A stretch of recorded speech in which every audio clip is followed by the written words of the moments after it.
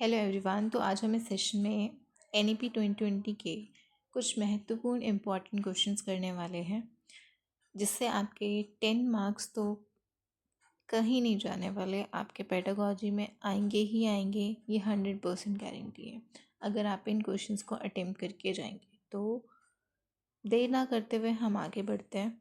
Question number 1 से बढ़ते हैं आगे की तरफ। What was the core aim of the national policy on the education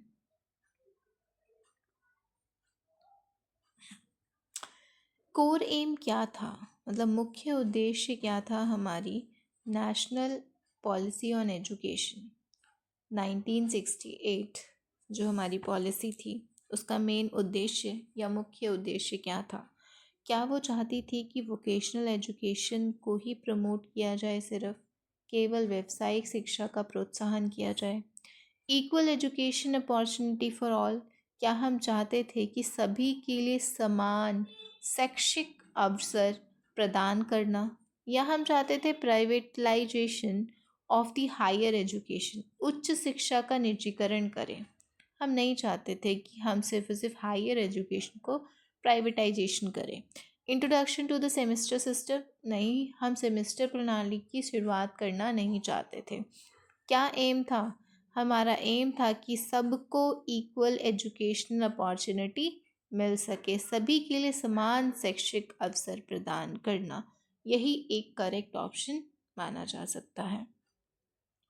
next question की तरफ मूव करते हैं। विच एजुकेशन कमीशन, कौन सा एजुकेशन कमीशन रिकमेंडेशन फॉर्म हुआ था the base of national policy in education 1968 के अकॉर्डिंग, मतलब किसने रिकमेंडेशन दिया था, कौन सा आयोग की सिफारिश पर 1968 की शिक्षा नीति आधारित थी। तो हमारा जो शिक्षा नीति जो आधारित थी वो थी कोठारी कमीशन पे। किस पे? कोठारी कमीशन पे। मुदालियर पे नहीं थी, सेकेंडरी एजुकेशन पर नहीं थी, राधा कृष्णा कमीशन पे नहीं थी। एक्चुअली हुआ क्या था, जो हमारी कोठारी कमीशन है वो 1964 से 1966 के बीच में आई थी, जिसके बाद हमारी national policy on education I थी 1968। तो ये इसी कोठारी कमीशन पे बेस्ड हमारी NEP बनी थी। क्या ये बात क्लियर है आपको? आगे चलते हैं, क्वेश्चन नंबर 3 की ओर बढ़ते हैं। विच of the following was the key focus of NPE 1986? 1986 का जो हमारा की फोकस था वो क्या था? मुख्य उद्देश्य या मुख्य केंद्र क्या था 1986 की जो नेशनल पॉलिसी ऑन एजुकेशन थी? कंपलसरी टेक्निकल एजुकेशन, क्या हम सबको कंपलसरी टेक्निकल एजुकेशन देना चाहते हैं, या हम सबको राइट देना चाहते हैं equal access to education for the women and the SC/ST category? Centralisation चाहते हैं क्या हम करिकुलम का, या हम डिसेंट्रलाइजेशन चाहते हैं?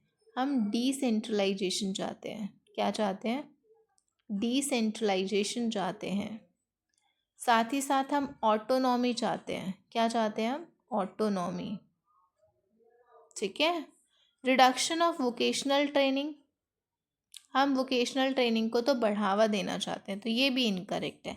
तो करेक्ट क्या हो गया? Equal access to education for women and SC/ST, महिलाओं और अनुसूचित जाति जनजाति के लिए समान अवसर देना चाहते हैं एजुकेशन के लिए। चलो आगे चलते हैं अगले क्वेश्चन की तरफ। क्वेश्चन नंबर 4,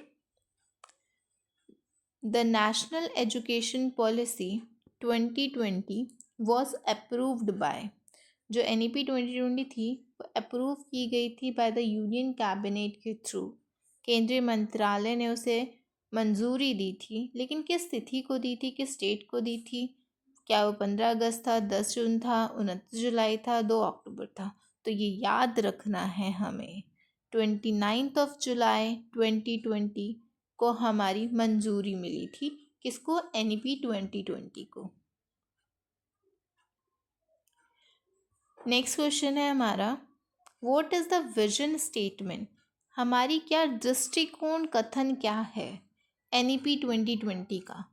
तो NEP 2020 का जो दृष्टिकोण कथन है, to provide the global employment, नहीं, ग्लोबल एम्प्लॉयमेंट को नहीं बढ़ाना है, टू ट्रांसफॉर्म द, ये बढ़ाना है, बट ये प्रोडक्ट है हमारा, ये रीज़न नहीं है, ये विजन स्टेटमेंट नहीं है।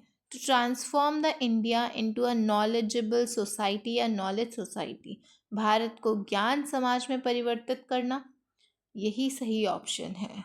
To promote the only private education, हम सिर्फ और सिर्फ निजी शिक्षा को बढ़ावा क्यों दें, है ना? निजी शिक्षा तो खाली ऑप्शन नहीं है, हमें और भी चीज़ों को बढ़ावा देना है। To reduce the public funding, क्या हम पब्लिक फंडिंग या सार्वजनिक वित्त पोषण कम करना हमारी NEP का उद्देश्य हो सकता है? बिल्कुल भी नहीं हो सकता है। तो हमारा ऑप्शन कौन सा करेक्ट हो गया? Option B, to transform the India into a knowledge society. चलो नेक्स्ट क्वेश्चन की तरफ चलते हैं। NEP 2020 ने एम किया है ताकि वो 100% ग्रॉस एनरोलमेंट रेट को अचीव कर सके in the school education by which year. तो यहाँ पे ना दो टाइप के क्वेश्चन बनते हैं। ग्रॉस एनरोलमेंट रेट जो है वो दो लेवल पे देखा जाता है। एक तो हमारा स्कूल एजुकेशन में देखा जाता है और दूसरा हमारा देखा जाता है हायर एजुकेशन में। हायर एजुकेशन मीन्स 11th-12th के बाद जो बच्चा स्कूल से जब निकल रहा है, ग्रेजुएशन करेगा, तो उसकी बात की जाती है। तो स्कूल एजुकेशन में हमें बात की जाती है 100% एनरोलमेंट रेट की। हायर एजुकेशन में बात की जाती है 50% एनरोलमेंट की। साथ ही साथ ये भी पता होना चाहिए किस ईयर तक हमें ये अचीव करना है। तो 2030 तक हमें 100% ग्रॉस एनरोलमेंट रेट चाहिए in school education, whereas in higher education हमें 50% चाहिए, वो भी 2035 तक। क्या ये ईयर के साथ आपको क्लियर है? तो ऑप्शन कौन सा करेक्ट होना चाहिए? 100% एनरोलमेंट चाहिए किसमें? स्कूल एजुकेशन में। तो आपका ऑप्शन कौन सा सही होना चाहिए? B option. ओके, तो let's move to the another question. Question number 7, the NEP 2020 replaces which previous policy? NEP ने कौन सी पिछली नीति को प्रतिस्थापित किया है, मतलब किसको रिप्लेस कर दिया? तो क्या नेशनल पॉलिसी ऑन एजुकेशन 1968 और 1986? सबसे पहले जो हमारा कोठारी कमीशन था, कोठारी, उसी के बेस पर हमारी क्या बनी थी? National policy on education. कौन सी वाली? 1968। फिर हमारी उसमें थोड़े से प्रोविजंस इम्प्रूव किया तो हमारी बनी नेशनल पॉलिसी ऑन एजुकेशन 1986। फिर उसके बाद थोड़े और इम्प्रूवमेंट्स किए तो हमारी पॉलिसी का नाम हो गया नेशनल एजुकेशनल पॉलिसी। नाम भी बदल गया, तो यहाँ पे NPE था, यहाँ पे भी NPE था, यहाँ पर हो गया NEP 2020। क्या ये आपको क्लियर है? तो ये इन सब को रिप्लेस किसने कर दिया? NEP 2020 ने। तो कौन सा ऑप्शन करेक्ट होना चाहिए? Option number D. चलते हैं नेक्स्ट क्वेश्चन की तरफ। Question number 8। क्वेश्चन नंबर 8 कह रहा है the NEP 2020 aligns with sustainable developmental goal. जो हमारे SDGs हैं, हमारे जो लक्ष्य हैं सतत विकास के, वो कौन सा NEP 2020 के अलाइन होता है, के साथ अलाइन करता है? तो जो हमारा ये जो ऑप्शंस लिखे हैं ना, हो सकता है जब एग्ज़ाम आए तो ये वाले ऑप्शंस आपको देखने को ना मिले, ठीक है? तो आपको सिर्फ SDG 3, SDG 4, SDG 8, SDG 10 दे दिया जाएगा। यहाँ पे तो लिखा हुआ था क्वालिटी एजुकेशन और बाकी सारे ऑप्शन एजुकेशन से रिलेटेड हैं ही नहीं। NEP किसकी बात करती है? एजुकेशन की बात करती है। तो आप डायरेक्टली टिक कर देंगे SDG 4। क्या ये क्लियर है? आपको एक्सक्लूजन मेथड से भी क्वेश्चन को टिक करना आना चाहिए। तो यहाँ से तो क्वालिटी एजुकेशन एनईपी से डायरेक्टली लिंक था, तो हमने इसे टिक कर दिया। क्या ये बात क्लियर है? बाकी आप याद भी रखेंगे SDG 4 ही है जो NEP 2020 के साथ लाई करता है। ये तो सबका पेटेंट क्वेश्चन हो गया है। स्ट्रक्चर ऑफ NEP 2020 जो 10+2 से चेंज होकर क्या हो गया है, आपको बता दूं तो 10+2 जो हमारी शिक्षा नीति थी वो बदल के 5+3+3+4 में कन्वर्ट हो गई है। अगर इसकी स्टेजेस के नाम बताऊं तो FPMS से याद रखेंगे। F for foundation, P for preparatory, M for middle, S for secondary. क्या ये क्लियर है? फाउंडेशन के अंदर हमारा 3 साल का जो पीरियड है वो हमारा बाल वाटिका या आंगनवाड़ी का पोर्शन है, ठीक है। और जो बचे हुए 2 इयर्स हैं वो हमारे ग्रेड 1 और ग्रेड 2 के लिए हैं। उसके बाद 3 से लेकर 12th तक इसके अंदर आता है हमारा ग्रेड्स। क्या ये क्लियर है? ओके, तो ऑप्शन हमारा कौन सा करेक्ट हो जाएगा? 5+3+3+। चलो नेक्स्ट क्वेश्चन की तरफ चल रहे हैं। किसी को कोई डाउट हो तो वो कमेंट सेक्शन में पूछ सकते हैं। The term foundational literacy and numeracy, FLN भी बोला जाता है, was popularised under which initiative? मतलब ये किस इनिशिएटिव के अंदर FLN को लिया गया है? तो ये याद रखो, FLN जो है हमारा, इसकी फुल फॉर्म पहले तो याद होनी चाहिए। तो फुल फॉर्म तो यहाँ से देख के ही पता चल रही है आप सबको, फाउंडेशनल लिटरेसी एंड न्यूमरेसी। और अगर मैं बात करूँ FLN किसके तहत आया है, तो ये आया है निपुण भारत मिशन के तहत। किसके तहत? निपुण भारत मिशन, ठीक है। ये क्या चाहता है? ये चाहता है कि बच्चा जो ग्रेड 3 में जाने वाला है, जो तीसरी क्लास में जाने वाला बच्चा है, उसके अंदर रीडिंग, राइटिंग और अर्थमेटिक की थोड़ी बहुत या बेसिक अंडरस्टैंडिंग हो, ठीक है। तो ये चाहता है हमारा FLN की सारी कहानी सिर्फ इतनी सी है। और हम ये भी चाहते हैं, जो FLN चाहता है कि ये कब तक लागू हो जाए? 2026 से 2027 तक हर एक बच्चा जो 3rd क्लास में है उसको रीडिंग, राइटिंग एंड अर्थमेटिक की समझ होनी चाहिए। क्लियर? तो इसका आंसर हो जाएगा option number A, that is Nipun Bharat mission.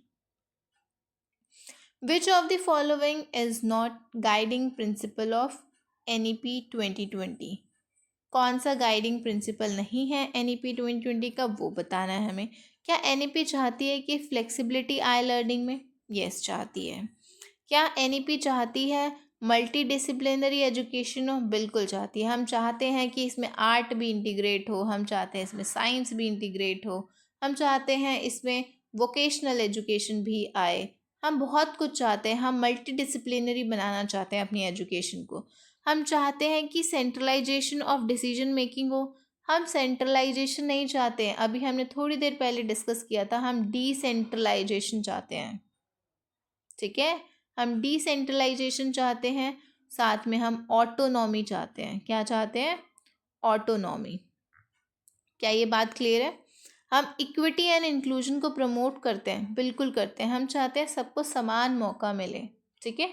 हम इक्विटी चाहते हैं।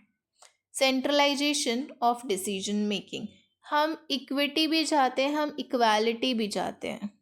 दोनों में डिफरेंस होता है। इक्विटी होता है नीड के आधार पर, on the basis of need, जिसको जितनी ज़रूरत है उस हिसाब से उसको प्रोवाइड की जाए resources.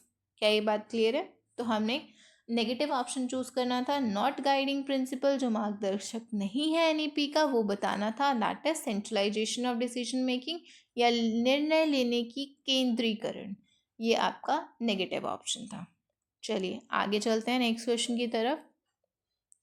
Which of the following agency is responsible for developing the national curricular framework under the NEP 2020? कौन सी ऐसी एजेंसी है जिसके तहत हमारा जो NCF है वो डेवलप हो रहा है NEP 2020 के अंदर? तो कौन डेवलप कर रहा है NCF? क्या हमारी NCTE डेवलप कर रही है, UGC डेवलप कर रही है, NCERT डेवलप कर रही है, AICTE? अगर मैं बात करूं NCTE की तो ये है national council for teacher education, है ना। तो NCF क्या बताता है, टीचर को कैसे पढ़ाना चाहिए, कैसे करिकुलम है किसके लिए, करिकुलम और सिलेबस। अगर हम बात करें तो सिलेबस एक छोटा सा पार्ट है, curriculum as a whole umbrella term है ना। अगर ये अम्ब्रेला टर्म है तो सिलेबस छोटा सा पार्ट है। सिलेबस तो स्टूडेंट के लिए होता है, करिकुलम होता है टीचर के लिए। वो प्लानिंग जो टीचर को इम्प्लीमेंट करनी है अपनी एजुकेशन के अंदर, तो कौन बनाएगा NCF? NCTE, national council for teacher education. Clear है? आगे चलते हैं। The NEP 2020 recommends education in the mother tongue. कब तक? यही क्वेश्चन है, मुझे लगा कोई और क्वेश्चन है। मदर टंग में कब तक आपको NEP 2020 रिकमेंड करता है कि आपको पढ़ाया जाना चाहिए? पहली बात तो ये कि NEP 2020 कहता है कि किस लैंग्वेज में पढ़ाओ, तो मदर टंग में पढ़ाओ। किस में पढ़ाओ? मदर टंग में। और कब तक पढ़ाओ? To the grade 5। जब तक बच्चा 5वीं क्लास में ना आ जाए तब तक तो उसे एटलीस्ट, क्या कहता है, एटलीस्ट उसे मदर टंग में ही पढ़ाया जाए। उसके बाद मर्जी है आपकी, अगर आप पढ़ा सकते हैं तो पढ़ाइए, नहीं पढ़ा सकते हैं तो फिर उसके पास 3 लैंग्वेज फॉर्मूला आ जाता है ना। 3 लैंग्वेज फॉर्मूला। 3 लैंग्वेज फॉर्मूला क्या कहता है कि आपके पास सबसे पहले तो मदर टंग हो। अब मदर टंग लेट सपोज कि मेरी हिंदी है, तो मेरी सेकंड लैंग्वेज तो हो जाएगी इंग्लिश। थर्ड लैंग्वेज मेरी चॉइस है, मैं क्या लेना चाहती हूँ, कुछ भी ले सकते हैं। हम स्पेनिश ले सकते हैं, गुजराती ले सकते हैं, संस्कृत ले सकते हैं। तो ये डिपेंड करता है उसके कल्चर पे, उसके हेरिटेज पर कि वो क्या लेना चाहता है। क्या ये क्लियर है? आगे चलते हैं। Which of the following commission first recommended a common school system later reflected in NEP 1968? जो कॉमन स्कूल का सिस्टम था जो बाद में रिफ्लेक्ट हुआ NEP 1968। लेट सपोज आपको पता ही नहीं है कि कॉमन स्कूल सिस्टम क्या था, बट आपको ये तो पता है ना कि NEP जो थी वो किसके तहत बनाई गई थी। कोठारी कमीशन ही के तहत तो बनाई गई थी, उसी पे आधारित बनाई गई थी। तो आंसर क्या होना चाहिए? कोठारी कमीशन। उसी से उठाया होगा इसने कॉमन स्कूल सिस्टम। ओके, चलो अगले क्वेश्चन पे चलते हैं। Under the NEP 2020 schooling from the ages 3 to 8 is termed as which stage? अभी हमने बात किया था 5 + 3 + 3 + 4, ये सिस्टम था। इसमें हमने ये भी बात किया था कि यहाँ पे ये फाउंडेशनल था, ये प्रिपरेटरी था, FPMS की बात हुई थी। अब हमें ये बताना है कि कौन सी स्टेज या एज ग्रुप जो है वो किसके अंदर आता है। तो देखो 3 से 8 हमारा आता है फाउंडेशन। बात करें तो जो हमारा फाउंडेशनल स्टेज है वो हमारा होता है 3 to 8 ईयर्स तक के लिए, जिसके अंदर हमने देखा था कि आंगनवाड़ी का सिस्टम भी आता है, बाल वाटिका, और उसके बाद फर्स्ट एंड सेकेंड क्लासेस भी आती है। तो क्या हम आगे चलें? उससे पहले हम आंसर कर देते हैं। 3 to 8 ईयर्स जो एज है, 3 से 8 वर्ष की आयु जो की शिक्षा जो है वो कौन सी स्टेज में होती है? फाउंडेशनल स्टेज में होती है। नेक्स्ट पे चलते हैं। तो नेक्स्ट हमारा कहता है नेशनल मिशन ऑन लिटरेसी। जो नेशनल मिशन है हमारा literacy, foundational literacy, that is FL और N, was launched under which programme. अभी हमने थोड़ी देर पहले ही क्वेश्चन किया था, बार बार इसका आंसर एक्सप्लेन करने की ज़रूरत आई गेस तो नहीं है। दैट इज़ निपुण भारत। कब तक एप्लीकेबल हो जाएगा ये FLN? 2026 से 2027 तक ये अप्लाई हो जाना चाहिए, ये NEP 2020 कहती है। Which body is proposed in NEP 2020 to replace the multiple regularity agency in higher education? हमारी जो NEP 2020 है वो कौन सी एजेंसी को कहती है कि हायर एजुकेशन रखनी है? तो हायर एजुकेशन से रिलेटेड अगर हम देखें H और E तो इसी ऑप्शन में है, तो हायर एजुकेशन काउंसिल इंडिया यही बॉडी है जो NEP 2020 ने रिप्लेस करी है ताकि वो हायर एजुकेशन से रिलेटेड देख सके। चलते हैं नेक्स्ट क्वेश्चन की तरफ। विच स्टेज ऑफ एजुकेशन, कौन सा स्टेज एजुकेशन का है जो एम्फेसाइज करता है एक्सपीरियंशियल लर्निंग को, इंक्वायरी बेस्ड मेथड को अंडर द NEP 2020? अब आप देखो यहाँ पे तो बच्चा 3 से 8 साल का है, उसके बाद +3 कर दो, 8 + 3 कितना हो जाएगा? यहाँ पे बच्चा 11 साल का हो जाएगा, 11 में 3 और जोड़ दो, कितने साल का हो गया बच्चा? यहाँ पे 14 साल का हो गया। अब मुझे बताओ 11 साल के बच्चे को क्या हम इंक्वायरी बेस्ड मेथड से सिखा सकते हैं? क्या वो सोच समझने की शक्ति रखता है? क्या उसका दिमाग एब्स्ट्रैक्ट चीज़ों पर चलेगा? तो आंसर है नहीं चलेगा। इसीलिए जो हमारा आंसर जाना चाहिए that would be are middle stage. कौन सा होगा? मिडिल स्टेज होगा। तो मिडिल स्टेज 14 ईयर्स की एज के बाद वो एब्स्ट्रैक्ट और इंक्वायरी करना स्टार्ट कर देता है। उसके अंदर आइडेंटिटी वर्सेस रोल का क्राइसिस चल रहा होता है, वो एक्सपेरिमेंट करता है, वो एनालाइज करता है, इंक्वायरी करता है अपने आसपास की सराउंडिंग में। तो NEP 2020 के अकॉर्डिंग हमारा ऑप्शन C करेक्ट होता है। नेक्स्ट चलते हैं। The term holistic multidisciplinary education in NEP 2020 primarily refer to, किस चीज़ पे फोकस करता है? बहुविषय शिक्षा शब्द का मुख्य अर्थ है। क्या सिर्फ और सिर्फ ओनली फोकस करना साइंस सब्जेक्ट पे नहीं होना चाहिए ना। ये integration of art, multi disciplinary का मतलब बहुत सारे डिसिप्लिन्स को एजुकेशन के अंदर इंटीग्रेट करना, मिला देना। तो हम इंटीग्रेट कर रहे हैं आर्ट्स को, स्पोर्ट्स को, वोकेशनल स्किल्स को, तो ये सही हो गया। Emphasis on the exam and marks, सिर्फ और सिर्फ एग्ज़ाम और मार्क्स के लिए नहीं। Limiting curriculum to the text book, क्या हमारा जो करिकुलम होना चाहिए वो टेक्स्ट बुक तक ही होना चाहिए? नहीं, हम ब्रॉडली सोच सकें, हमारी क्रिटिकल थिंकिंग डेवलप हो सके, हम तो ये भी चाहते हैं, राइट। तो हमारा आंसर कौन सा हो जाएगा? Option number B। ओके, चलते हैं नेक्स्ट क्वेश्चन पे। क्वेश्चन नंबर 20 कहता है according to NEP 2020 how many years of schooling are mandatory. जब से बच्चा स्कूल में गया, कब तक? जब तक स्कूल से निकले ना, दैट इज 3 to 18। तो कितना हो गया?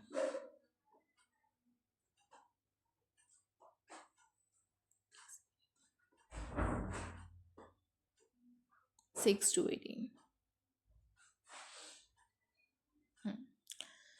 6 साल के वर्ष के बच्चे से लेके 18 साल के वर्ष के बच्चे तक जो हमारी स्कूलिंग है वो मैंडेटरी है।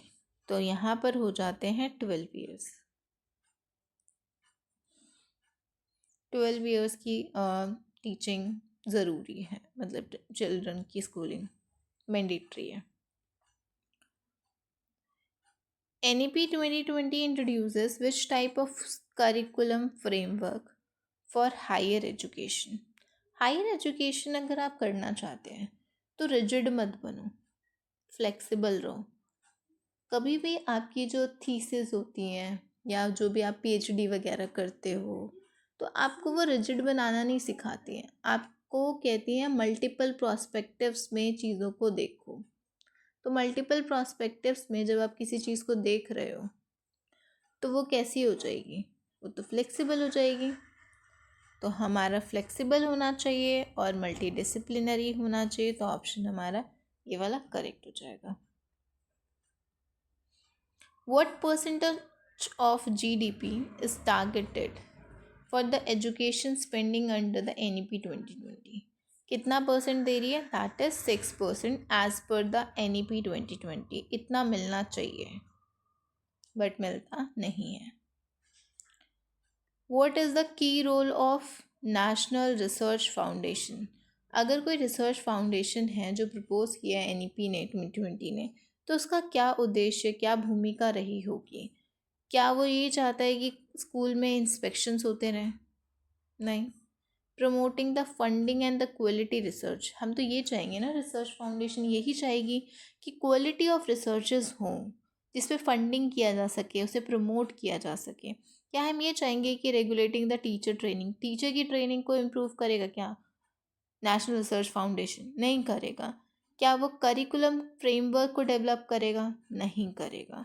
तो क्या करेगा? वो प्रमोट करेगा फंडिंग क्वालिटी रिसर्च को। NEP 2020 seeks to transform the assessment system to test। अगर NEP ने किसी असेसमेंट सिस्टम को बदला है तो किस चीज़ के लिए बदला होगा? क्या टेस्ट करने के लिए बदला होगा? कि वो कितना रट पाता है, कितना अच्छा रोट मेमोराइज कर पाता है? नहीं। कितनी अच्छी उसकी समझ बन रही है, कंसेप्चुअल अंडरस्टैंडिंग है, वैचारिक समझ कितनी अच्छी है, इसी चीज़ को जज करने के लिए, इसी चीज़ को टेस्ट करने के लिए NEP 2020 ने असेसमेंट को बदला है। कैसे बदला है? पहले हमारे टाइमर होते थे समेटिव असेसमेंट, ईयरली एक टेस्ट हो गया, उसी के बेस पर हमको जज कर लिया जाता था। बट अब क्या होता है? Formative assessment. फॉर्मेटिव का मतलब FAs होते हैं, है ना, छोटे छोटे यूनिट टेस्ट होते हैं, पीरियोडिकली होते हैं। तो ये सारी चेंजेस किए गए हैं ताकि बच्चे को फीडबैक्स दिए जा सके बीच बीच में, ताकि वो अपनी जर्नी को इम्प्रूव कर सके, अपनी कंसेप्चुअल अंडरस्टैंडिंग और अच्छी बेहतर कर सके। नेक्स्ट क्वेश्चन कहता है NEP 2020 जो है वो एम करती है to make the India a global knowledge super power by which year? किस ईयर तक हमारा जो इंडिया है, मतलब जो NEP 2020 का जो विजन था वो उसने अचीव करना है। तो NEP 2020 का जो विजन है वो कब तक अचीव हो जाएगा? याद रखना है 2040 तक। कब तक वो अचीव कर लेगी? 2040 तक कि जो हमारा इंडिया है वो ग्लोबल नॉलेजेबल सुपर पावर बन जाए। के अनुसार वैश्विक ज्ञान महाशक्ति बनने का लक्ष्य हमारे भारत का है, वो पूरा कब तक कर लेगा? 2040 तक। चलिए नेक्स्ट क्वेश्चन की ओर। Which of the following statement best represents the concept of early childhood care? ECCE, इसकी कई बार फुल फॉर्म भी आ जाती है तो याद होनी चाहिए, early childhood care education and education. ठीक है, तो क्या बेस्ट रिप्रेजेंट करेगा? अर्ली चाइल्डहुड केयर एजुकेशन की कब ज़रूरत होती है? फाउंडेशनल स्टेज में। फाउंडेशनल स्टेज के दो पहलू थे, एक जब बच्चा 3 साल तक बाल वाटिका या आंगनबाड़ी में है, और 2 साल तक जब वो फर्स्ट और सेकंड क्लास में है। क्लियर? तो उसके टाइम पे क्या होना चाहिए? Only academic preparation for the primary school? Academic preparation से तो कुछ भी नहीं होने वाला। Holistic development of child cognitive emotional and the social ability, यही इसका फाउंडेशन, इसका बेसिक्स मजबूत करना है। उसके लिए हम इसे cognitively, emotionally and the socially उसे प्रिपेयर करना पड़ेगा। तो हमारा ऑप्शन मुझे लगता है B होना चाहिए। बाकी देख लेते हैं। Focus only on the literacy and numeracy, सिर्फ इस पे फोकस नहीं कर सकते, बाकी और भी तो डोमेन है ना। CAP cognitive, affective and psychomotor, हमें सब पे काम करना होता है। Advance skill based education for the pre school, नहीं, ये तो बिल्कुल नहीं होगा। चलिए आगे चलते हैं। Under the NEP 2020 ECCE is to be implemented mainly through, किसके थ्रू इम्प्लीमेंट किया गया है? क्या प्राइवेट स्कूल के थ्रू में इम्प्लीमेंट किया गया है बट सिर्फ और सिर्फ इसके थ्रू नहीं किया गया। Anganwadi and Bal Vatika centre, yes, specially Anganwadi and Bal Vatika centre के थ्रू किया गया है। ऑनलाइन अर्ली लर्निंग पोर्टल्स, ऐसा कुछ नहीं है। कम्युनिटी लाइब्रेरीज, ऐसा भी कुछ नहीं है। तो कौन सा ऑप्शन सही हो गया? Option number B. Next, as per the NEP 2020 ECCE will be delivered by the teacher and the worker having the qualification prescribed by, अब कौन इसकी क्वालिफिकेशन को डिसाइड करेगा? जो BEd, NTT, इन सारे कोर्सेज को करवाता है, DLED। अब आपको पता होगा NTT हम अगर करने जाते हैं तो किसके थ्रू अप्रूव होनी चाहिए? NCTE अप्रूव्ड होनी चाहिए। तो NCTE would be the correct answer for this question. तो NCTE निर्धारित करेगा कि क्या क्वालिफिकेशन, क्या एबिलिटीज़, क्या एक्सपीरियंसेस होने चाहिए एक ECCE के अंदर एज अ टीचर वर्क करने के लिए। क्लियर? आगे चलते हैं। According to the NEP 2020, which of the following represent the foundational stage? अभी बहुत बार जिक्र हो गया, फाउंडेशनल स्टेज में दो पार्ट्स होते हैं। एक होता है बाल वाटिका आंगनबाड़ी, जिसमें हम 3 साल व्यतीत करते हैं, और एक होता है 2 साल का, जिसमें बच्चा पहली क्लास से दूसरी क्लास पढ़ता है। तो ऑप्शन कौन सा हो जाना चाहिए? Option number A. अगले पे चलते हैं। What is the principal pedagogical approach recommended for the ECCE as per the 2020? कौन सी प्रिंसिपल पेडागोजिकल अप्रोच होनी चाहिए? Text book centre, text book centre नहीं होना है। अगर हमें ECCE मतलब फाउंडेशनल स्टेज की बात कर रहा है, बच्चे छोटे छोटे हैं, 3 से 8 साल के बच्चे हैं, तो 3 से 8 साल के बच्चों को कैसे पढ़ाओगे? किस पेडागोजिकल अप्रोच से पढ़ाओगे? छोटे बच्चों को क्या स्ट्रिक्ट असेसमेंट करोगे? क्या टेक्नोलॉजी ड्राइवन पढ़ा दोगे? क्या सिर्फ उन्हें खेल के एक्टिविटी करवा के पढ़ाओगे? किस तरह से बच्चे पढ़ते हैं? खेल कूद करके पढ़ते हैं ना, तो play based and activity based learning करके ही बच्चा पढ़ेगा। चलो आज के लिए इतना काफ़ी है। Thank you so much for watching my video.